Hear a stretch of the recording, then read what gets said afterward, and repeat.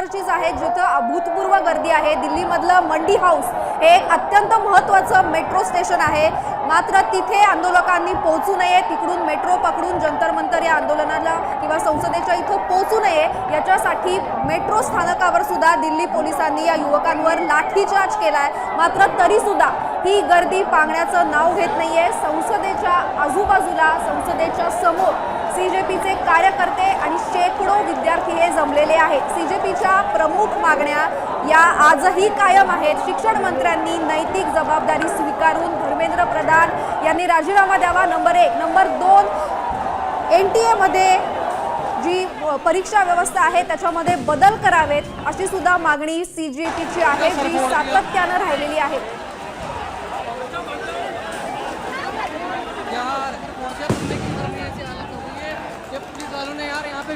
एके ठिकाणी हे आंदोलन सुरू असताना दिल्लीमध्ये राजकीय घडामोडी सुद्धा घडतायत। 2 महत्त्वाच्या राजकीय चर्चा यावेळी होत आहेत। एक, अमित शहा यांना भेटायला धर्मेंद्र प्रधान हे गेलेले आहेत, ती बैठक अजूनही सुरू आहे।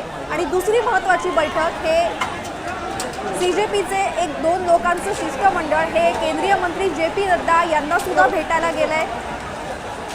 या दोन्ही भेटीचे अपडेट्स आपल्यापर्यंत आम्ही सातत्याने पोहोचत राहू। या 2 राजकीय महत्त्वाच्या बैठकी सध्या या आंदोलनाची दिशा ठरवायला अत्यंत महत्त्वाच्या आहेत।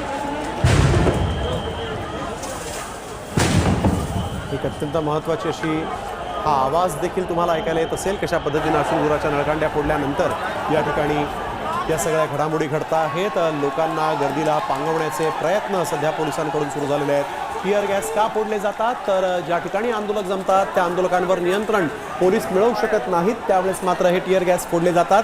टियर गॅस म्हणजे अश्रुधुराच्या नळकांड्या आहेत आणि ते या ठिकाणी फोडल्यानंतर परिसरामध्ये धूर होतो। जो धूर त्या धुरानं डोळ्यातून पाणी व्हायला लागतं, डोळ्यांची जळजळ होते, श्वास घ्यायला अडचणी येतात आणि त्यामुळे अर्थातच आंदोलक या ठिकाणापासून दूर जातात आणि मग मात्र परिस्थिती नियंत्रणात आणण्यासाठी हे प्रयत्न या ठिकाणी होत असतात।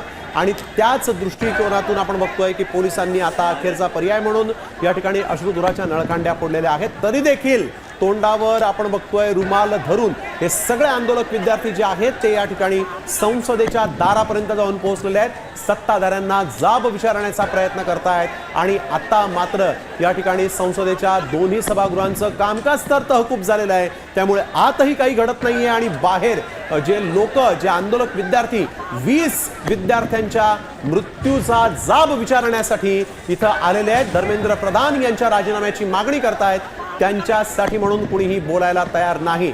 JP नड्डा यांच्यासोबत एकीकडे बैठक होतीये, तर दुसरीकडे आपण बघतोय अमित शहांनी धर्मेंद्र प्रधान यांना तातडीनं बोलावून घेतलेलं आहे। परंतु एका राजीनाम्यासाठी इतक्या प्रमाणामध्ये जर कधी विद्यार्थी, लाखो लोक रस्त्यावर उतरत असतील तर मात्र हा राजीनामा का होऊ शकत नाही।